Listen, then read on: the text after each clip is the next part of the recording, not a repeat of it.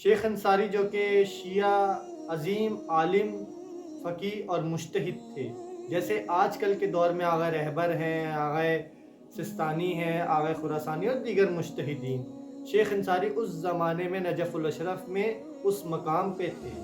تو ان کے شاگرد بیان کرتے کہ ایک شب میں نے خواب میں دیکھا کہ شیطان کے ہاتھ میں مختلف رسیاں ہیں، کچھ باریک رسیاں ہیں اور کچھ موٹی رسیاں ہیں۔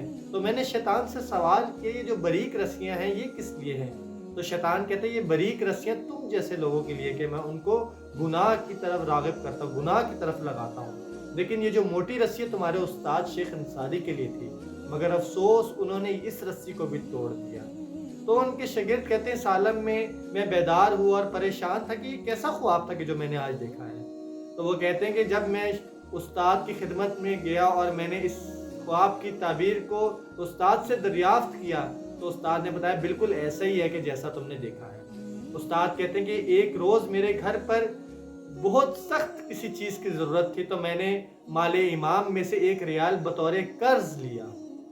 دیکھیں یہاں بطور قرض لیا جا رہا ہے کہ مال امام میں سے شیخ انصاری بطور قرض لے رہے ہیں کہ میں اپنی ضرورت کو پوری کر لوں، اور جب ضرورت پوری ہو جائے گی، جب میرے پاس پیسے آئیں گے تو میں اس کو واپس لوٹا دوں گا۔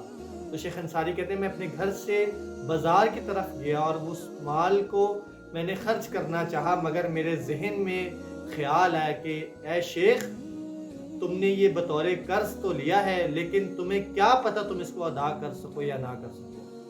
اللہ اکبر۔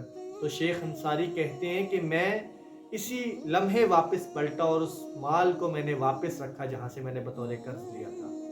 نعوذ باللہ من ذالک، شیخ انصاری کوئی حرام کام نہیں کر رہے، کوئی مکروہ کام نہیں کر رہے، کوئی مباح کام نہیں کر رہے، مگر ان کے دل میں خوف خدا آیا۔ انہوں نے اپنے نفس پر اس حد تک کام کیا تھا کہ اپنے نفس پر قابو پایا۔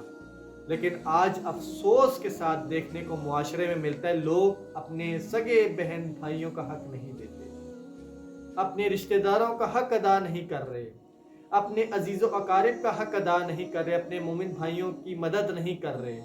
تو خدارا یہ واقعات جو ہم تک پہنچے ہیں ہماری اصلاح کے لیے پہنچے ہیں تاکہ ہم اس اوج کمال تک پہنچ سکیں۔ یہ جو مرجعیت کا سلسلہ ہے یہ امام سے آیا ہوا ہے اور رسول سے آیا ہوا ہے اور پروردگار سے آیا ہوا ہے۔ ہمیں پروردگار کا کس نے بتایا؟ ہمیں رسول کا کس نے بتایا؟ ہمیں ائمہ کا کس نے بتایا؟ انہی مجتہدین نے بتایا۔ ان کے سلسلے پر چلتے چلتے ہم ائمہ تک پہنچے اور ائمہ کے سلسلے پر چلتے ہوئے ہم رسول اللہ تک پہنچے، رسول اللہ نے ہمیں پروردگار کا بتایا۔ تو آج ان مجتہدین کی تعلیمات جو ہم تک پہنچ رہی ہیں ہماری بقا کے لیے پہنچ رہی ہیں، اور ہمیں پروردگار اس منزل پر دیکھنا چاہتا ہے کہ جہاں کے لیے پروردگار نے ہمیں خلق کیا ہے۔